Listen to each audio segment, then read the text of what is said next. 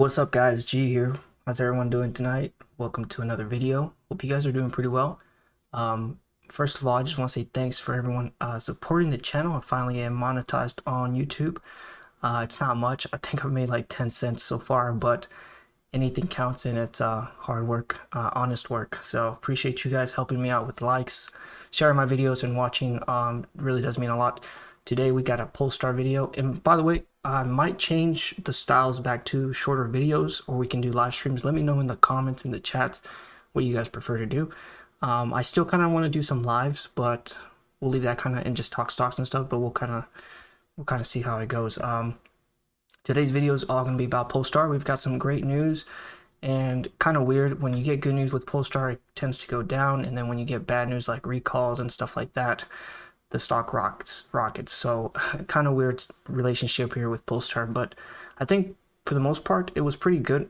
Early in the day, I think the market was bullish, and we actually broke $6. Unfortunately, we broke a pretty key support, so we could have some downside, but we'll talk about the charts towards the end of the video. Let's first kind of give you some statistics on today's. Main thing I just want to cover is volume. Average volume 2.7 million. And today was pretty good for that. So we got 2.9 on the day. Like I said, ended up closing towards the low of the day, which is 552. But we'll talk about charts in just a second. The main thing I want to cover today is going to be these Polestar deliveries for 2022. They basically met their targets, their volumes. And then we're also going to look at some of the presentation slides and kind of take a look at what to expect down in the next couple months and stuff. So make sure to watch through the entire video.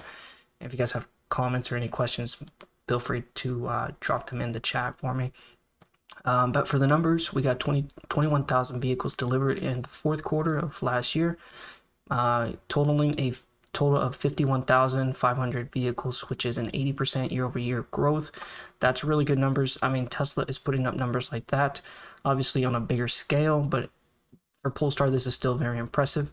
In 2023, Polestar anticipates global volumes to increase by nearly 60% to approximately 80,000 cars, led by the strong sales of the P2 and then later in the first deliveries of the P3. So P3 will probably, I'm thinking, second half of 2023. And I'll show you guys the timeline of things, how I think we're a little behind schedule, but I'll show you guys how everything looks. So I'm proud of the many milestones we've achieved in 2022, and in particular, the massive team effort that went into delivering our strongest quarter to date, surpassing 50,000, far exceeding 50,000. So I think that was pretty much well known. A lot of people were saying, just post the article, the press release, and tell us that we basically confirmed it, and this is what came out today. So now they're fully focused on 2023. They'll have a lot of different things. I mean, with the economy changing and stuff, so variations that can obviously happen, but they seem for the most part to be confident and continue to be actively managing the supply chain and any kind of demand shift for Polestar 2 and the upcoming Polestar 3. So that, I think all that's really good. The last thing on this article I want to show you guys is they are going to report like the actual financial reports. So this is just estimate, unaudited preliminary estimates. On March 2nd, they'll actually be posting these numbers, and you'll get like earnings per share, and you'll get maybe some outlooks and stuff. So definitely pay attention to March the 2nd of this year, and we'll get some more relevant news on this. So yeah, this is just disclaimer. Unaudited preliminary estimates are based on Polestar's management current best estimates and are subject to risks and uncertainties. All right, so now that we talked about the 50,000 deliveries for 2022, I want to go back to the slides and show you guys just these slides. This is for May 2022, and slide number 17. This is a nice table timeline of all the models. So we basically working towards Model 3, and of course the Polestar 1 is going to stop production last year, and then this year we've basically focused on the Polestar 2 delivering those 50,000. So these are in K, so 50,000 there. And then for this year 2023, our target's going to be 124,000, and like I said, that March 2nd could be very big. Just in case they revise this number, you know, the main thing I say that is because Polestar 3, I'm not sure if I'm reading this timeline correctly, but it looks like they were supposed to be starting on this thing like early, like I'm not sure if deliveries or something, but Obviously, they're working on this stuff now, but I didn't know if this is like them starting to deliver early 2023. As you guys know, I think it's second half of 2023 when they'll start actually doing these deliveries or taking these reservations and stuff. They're taking reservations now, but they'll start actually delivering on some of those towards the second half. But yeah, this is a nice little timeline, and I would pay attention to March the 2nd to see if they revise their 124K full year estimate. And that, of course, Chengdu is going to be the first market that they start producing this, and then eventually they'll pivot into Charleston, South Carolina. So it does look very, very promising. The thing that's crazy about this is 50,000 this past year, 124. That's like 150%. So about 75 over 50. That's like 125%. So you do 124 divided by, or subtract 50, and then you do that divided by 50. So about 148%. Growth this year is expected. Now that's kind of an ideal black box scenario, right? A lot of stuff has changed with the economy and stuff, so it might not be as simple as it is on paper, just because demand might shift, competition, of course. Like for example, Tesla did kind of start lowering their price. They're expanding their market as well, but from the bigger picture, I think these are definitely the leaders, not just pure EVs, but global leaders. Like NIO's pretty big, XPeng's pretty good, and these are kind of still early stages, Lucid and Rivian. But these are global leaders. That's the main differentiator thing that differentiates NIO from Polestar and Tesla. So yeah, they're just regional companies, so they don't have any exposure to the US. And I think if they do get exposure, it'd be very hard for them to actually get a good market share here in the States, just because it's China based and stuff like that. So one other thing I want to show you guys, and then we'll look at the slides below, is gonna be this where was it here, the market. So I think right now we have like 25 to something markets.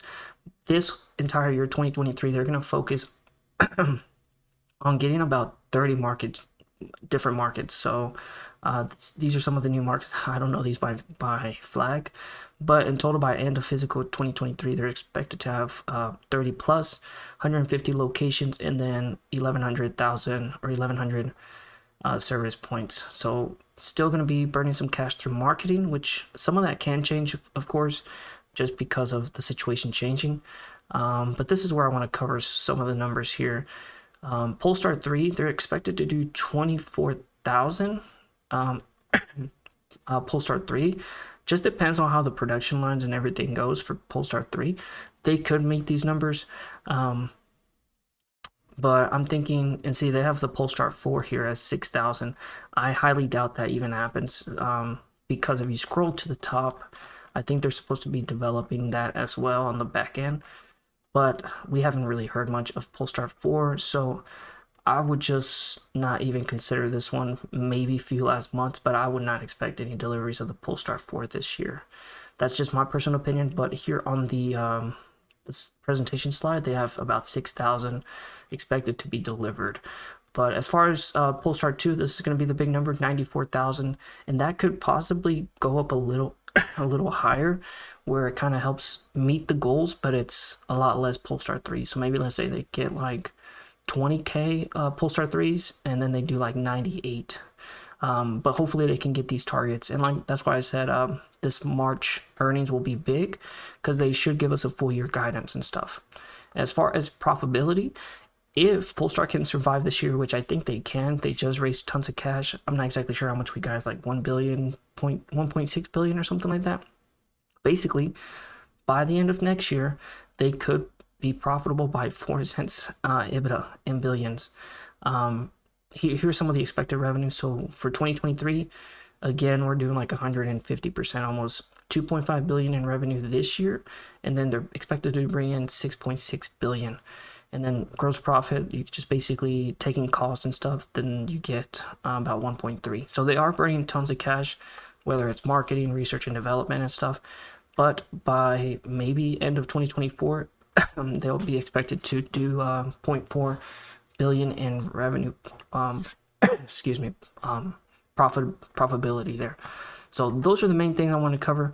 Let's shift over to one of the other things I want to talk about, which came out just a few days ago, but I think it's big because Polestar is one of the leaders in the automotive Android whole system with the Google stuff.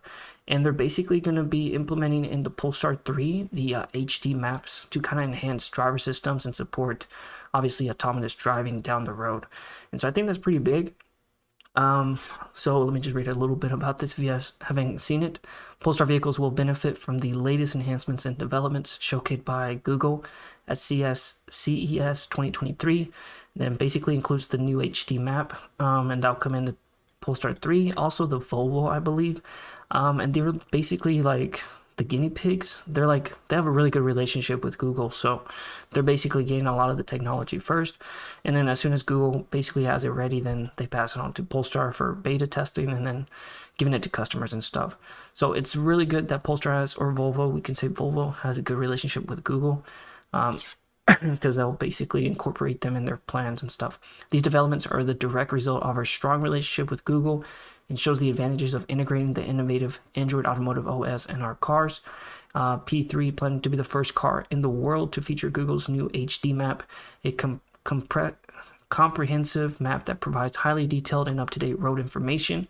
And then they'll also be able to combine this with some sensors and all that, and just give some precise lane switch and all that, basically all the good, the bells and whistles, basically. So along with this, you can also start, and I have a picture for this, you can start basically controlling your Polestar 2, basically remote with any Google device. And what I have here is basically, I think I did it in, yeah, they tweeted about it too. You can have like your Google Home, your Google whatever, and just tell them, hey, let me know what the battery status is, any other useful functions, and obviously those will kind of develop down the road as well. And pardon me if I'm like coughing and stuff. I think I'm getting sick as well now. But yeah, I think this is pretty cool. It's not like huge news, but I just wanted to just kind of throw it in there as well.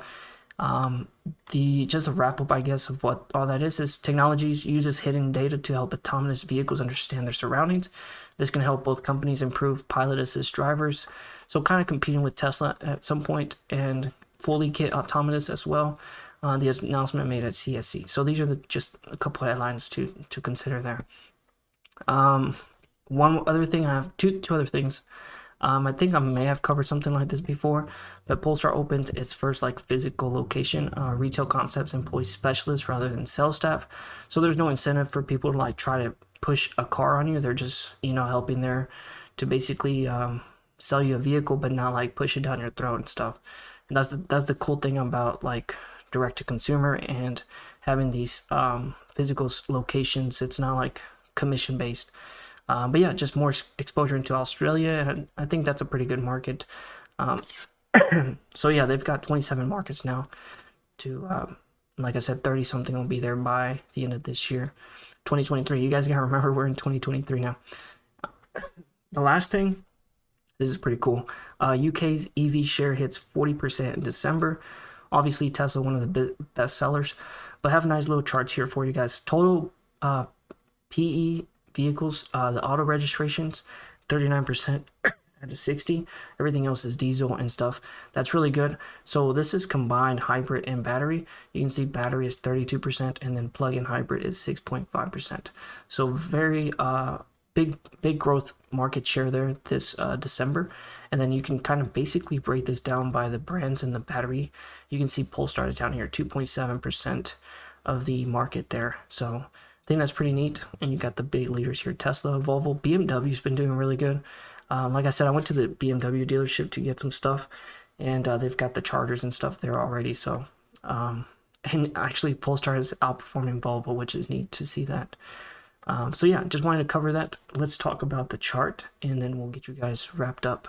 So today, like I said, we broke out $6, but I'm gonna say I'm like bullish as a company, right? But I think short term we could be bearish. We've got Jerome Powell, I think, speaking tomorrow. We also, this kind of looks like a bear flag, or a bull trap, I'm sorry. Where basically we had a strong resistance here, like at 575, 580, and I was watching the support all day, but we closed underneath. And so I'm thinking from a bigger picture, we've got our ascending support here, like higher lows, and then we've got the lower highs. So here we got a high here, a high here. And so at this point, what I'm thinking is maybe this will be a pennant. So where you got this resistance and this ascend support. And so I'm probably expecting like maybe down, up, and then maybe retest of this about $5. And then maybe we can bounce off. Basically, it's a pennant, and then we could eventually break back out to the upside. These are symmetrical, so they can break to the upside or to the downside. But these, I think, will be levels to watch. These support here, the ascending support, the ascending resistance. And one other thing I want to point out is we actually have a gap fill right here. So we could potentially fill that gap as well. But the main support right now, since we are under 580, 575, is going to be the one that's right here. It's like 540, 550. If we start breaking underneath 540, then I would expect us to at least probably come down to closer to $5. Just based on some of those levels that I'm watching. I will say though, the MACD looks bullish. We crossed over here already, so bullish momentum is there. So one thing is you could come down to 540 and people could start buying back in. And then if Powell is basically neutral bullish, then we could bounce off there and we could continue onwards to about 630, 620. So those will be just different scenarios. If we break 540, then, you know, I'd be watching some of these lower levels around 5 again, unfortunately. But I think we're like, from a bigger picture, obviously you have the big resistance up here. But I think from a bigger picture, I think as long as we hold these higher lows, I think we'll be all right. So I think we could, you know, retouch 488, 490. But as long as we hold this support, I think we'll be fine. And the main thing with the entire breakdown of this is we're out of the danger zone. Like, remember back then I was saying we had a potential head and shoulders here? Well, that's not really a head and shoulders anymore because we basically got above the neckline. We can still fall, but I don't expect such a big drop like this that I was expecting. So I think the market's doing what it's doing. Pin it right now, consolidation, which is natural, it's fine. And then maybe towards like end of January, we have a bigger move to the upside or downside. If we don't break out above 6. If we break above 6, oh man, things are going to get crazy, I think. Just because there's not really much resistance. But yeah, that's about it. What's up, plug? Like the video? Yeah, if you guys can hit the like button for me, appreciate it.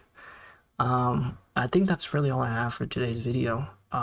We can come back later and do a live stream with some stock watches and stuff. But just wanted to keep this one related to Polestar for some of the my colleague investors or some of my investor friends here that are investing in this one with me. Basically, this one has become a long-term investment because we were trying to do a short squeeze with this and we ended up bag holding. But turns out this is a good company, so I think we're solid. But yeah, let me know what you guys think. I'll come back with a live stream section and we'll do some stocks and stuff. Appreciate you guys showing up and hope to see you guys in the next video. And thanks for all the support. You guys stay safe and just let everything work out. We'll be good. Peace.